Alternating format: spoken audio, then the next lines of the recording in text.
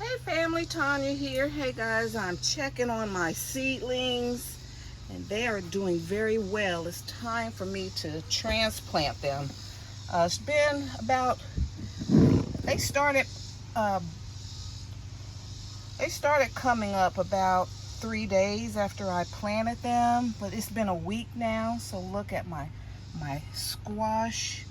Here are my pumpkin seeds. And see, this one over here it's coming up. All of the pumpkins are germinating. Let me see, 5 out of the 6. Then I have my cucumber plants. Some Swiss chard is iffy. But this is how fast and how quick your seedlings can grow when you plant them in the right conditions at the right time of the year. It's July and it's been 90 degrees, 80, 90 degrees in this greenhouse, but I have them by the window and I have them on the cooler side of the greenhouse. So a lot of these plants, these are summer heat tolerant crops and they like it warm.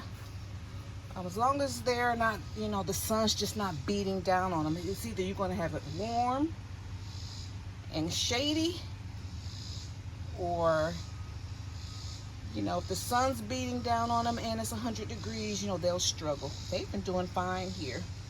So let me go over and check on my collards. My collard seedlings, they're popping up. There it's warm in here, but it's shady, so they germinated really fast. And I don't know what this is, some herb I planted. It might be basil.